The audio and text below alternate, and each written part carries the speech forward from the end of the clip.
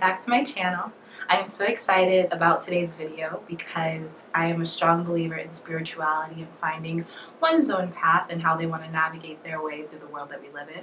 So I want to share the 5 steps that I started with to kind of open myself up to being conscious and open myself up to listening to the universe. But these steps, I kind of fumbled my way into.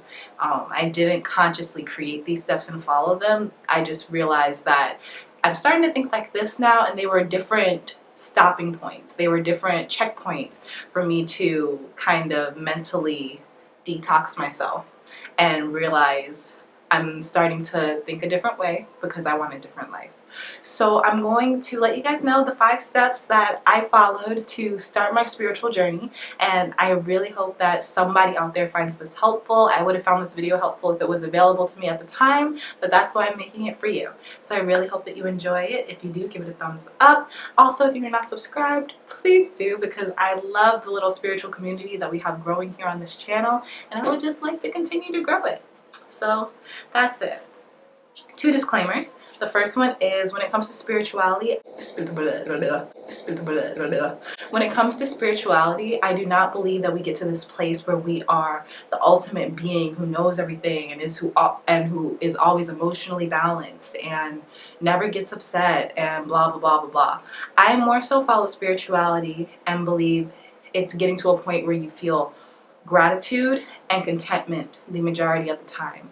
What I'm emotionally working for is my happiness, and gratitude and contentment helps me see everything that I have been blessed with and everything that I already have, and helps me also understand that I need nothing else. What I have or what I want is simply what I want. The second disclaimer is that these steps, I'm going to be explaining them very simply, and they're super duper simplified, but each of these steps is going to take a different amount of time for every individual. Is completely individual to you. So yes, please keep that in mind. Even though this is the way I went about it, everyone has different life situations, everyone has different stuff going on, so it might just be a little different for you. Okay, so let's get this party started. Number 1, deal with your demons. The most important thing about starting your journey and realizing that you want better for yourself is realizing what is it about yourself that's been keeping you down. We learn a lot of things when we're very, very young, and sometimes we experience a lot of things when we're very young, or even when we're teenagers or young adults. And these life events we can carry on our shoulders, and they can kind of filter the way that we see life and can take away from all the blessings that we have, because these things that have happened kind of shade the way that we see things and think. So it becomes kind of hard to grow or it becomes kind of hard to move forward when things from your past are holding you back, you know? So there are a lot of different ways that you can go about realizing what your demons are. For some people, they're very intuitive, especially overthinkers like myself. Some people overanalyze everything that they do. I'm not saying that's a good thing, but it is definitely a personality type. And because they do this, they actually reflect a lot more than a lot of other people. And through that reflection, they can see how their behavior is influenced by their thoughts. And for someone like me, I can kind of think, okay, well, why did I do that? I wouldn't do that if I actually thought it out. And I can kind of figure out how my mindset affected the way that I decided to act or speak. Now, for some people, it can be a lot more difficult. Some people do need therapy, and there's nothing wrong. If I could afford a therapist, I would have one. Therapy is a wonderful, wonderful tool, and therapy can be used as a tool to realize your demons and learn how to work through them. Some people don't need therapy. Some people can just talk to friends or family, and some people can just write. There are 1,000,001 ways to figure out what you have going on with you. You just got to kind of make the commitment to say, hey, I have some funky stuff in my heart. I got to work through it. But once you make that commitment and start working towards it, literally just starting is the hardest step. Number 2, start monitoring your thoughts. Hands down, this was the hardest part of growing spiritually for me. When we are super duper little, we are observing. We observe everything. We have no thoughts of our own. We have no feelings, no opinions of our own. All we're doing is watching the behavior of the people around us and learning from that, and that's where our behavior comes from. So as we get older, a lot of the times we're not taught to check back in.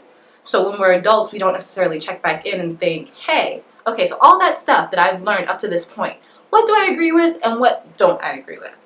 Because we're not taught to do that, we live these lives where we're always acting and performing, and our behavior, even when it's problematic, we're not taught to look within ourselves. So I say all this to say that our actions are controlled by our thoughts. Even though a lot of the times we do feel like we're on autopilot, that's not necessarily true. Our actions are controlled by our thoughts.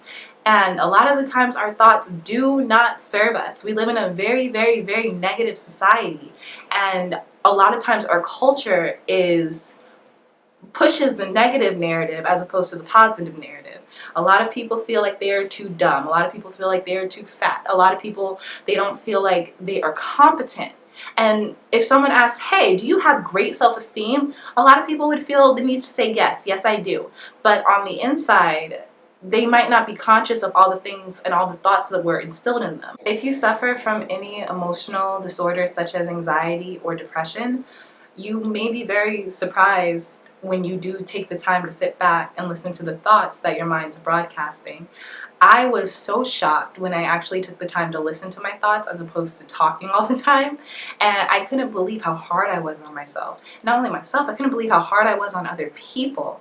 When you actually sit back and listen to your thoughts, you hear things that you realize are not how you feel. You hear things that you've heard since you were young, or you hear things that you've heard from TV and you've heard from teachers, but you realize, I don't feel that way at all. So the second you start checking in with your thoughts, you give yourself the choice. You give yourself a choice to decide what happens inside your mind instead of all of this junk gathering and clouding the way that you really feel. Number 3, noticing your vibration.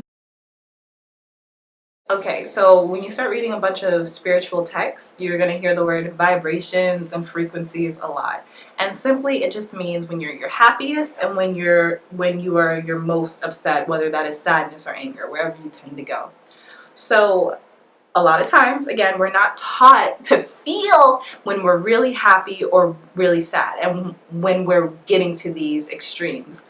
More so, a lot of times we just realize, hey, I'm in a really bad mood, or hey, I'm really happy today, and we don't necessarily know how we got there. So something really important about learning yourself and who you are spiritually is figuring out what triggers you, especially negatively. Like I just said, a lot of our culture is driven by negativity. Greatest example, the news. I cannot watch the news. It lowers my vibration. I know it is so important to stay informed, and I can read about current events all day long, but watching television and like hearing people speak about tragedies and like seeing the families cry and talk, it's just entirely too much for me. That brought my vibrations down and kind of put me in a mental place that I wasn't happy being in. So the sooner that you realize what affects you negatively and positively, the sooner you have control over your environment and what you let in. Of course, I can't always avoid the news. We can't always avoid things that lower our vibrations. But when you're aware of it, you know how to handle it, or you can be prepared to handle it. Number 4, find a mentor or a source of guidance. This is going to be different for everybody. Personally, I don't consider myself very religious, but I consider myself extremely spiritual. But for some people, spirituality is religion, and that is okay. What you are basically looking for is someone or something to hold you accountable for your growth and for your morality. Does that make sense? I hope so. A lot of people do look to religion to do this, which is totally awesome because that is community, and that is wonderful. A lot of people look to teachers, philosophers. A lot of people look to books. I love the Abraham Hicks philosophies. I love listening to the video or the audio broadcast. I get so much out of that spiritually, and it gives me so much to think about, and it gives me so many ideas that I wouldn't have had on my own. Is that spiritual guide will push you and make you think about situations and make you think about certain things that may not have been brought to your attention in the first place. Now, I say all this, but it is very important to also realize that no matter who you choose as your spiritual guide, whether it is religion and you go to church, or whether it's a singular person that you like to talk to and you like to pick their brain, no one can tell you that you have to agree with someone or something 100% of the time. You are still entitled to your own thoughts and your own feelings, and just because one person says something is right for you does not mean that it is. So definitely find a source that you agree with and that makes you feel good, but do not feel like you have to fall in line with everything they say or tell you to do, because we were given free will and power of thought for a reason. So yeah, just that is important as well. Number 5, have the realization that there's nothing but good and blessings waiting for you. Expect it and it shall come. So this is what I've been working on for a long time, and I'm still working on. I find that I am happiest when I trust, when I have faith. A lot of people say that they have faith, but at the same time, they don't believe that the universe or God, however you choose to see it, is working for their benefit. So I choose to believe that the universe is working for me, never against me. But though I choose to believe that, I do still have some mindsets that I'm working to change that can make me see things a little bit more negatively and can make me a little bit more pessimistic at times. And that I am working on. But overall, I feel like it's very healthy, and it takes such a weight off your shoulders to just believe that good things will happen. Just expect it. Because you have a choice. You can expect good things or you can expect bad things. It is 100% your choice what to expect. And a lot of us, we want to expect bad things because we don't want to be disappointed, and then we don't realize the type of person that makes us into and how that affects our fate. So you have to trust and you have to believe that God and the universe, they are your best friends, and they put you here for a reason. And all the good things that you want, you will get by being conscious and by being happy and loving yourself, your brothers, your sisters, and the world that we were given to live in. So yes. Sorry, that was a mouthful. Okay guys, so those were my 5 steps to start your spiritual journey. I hope that you found this helpful. I really wanted this to be a short video, but it looks like it's not turning out that way. If you stuck around this long, I really appreciate it. I really appreciate you. Thank you for watching my videos. Thank you for supporting me, and just thank you for being here. I love you so much, and I cannot wait to see you in my next video. Bye bye.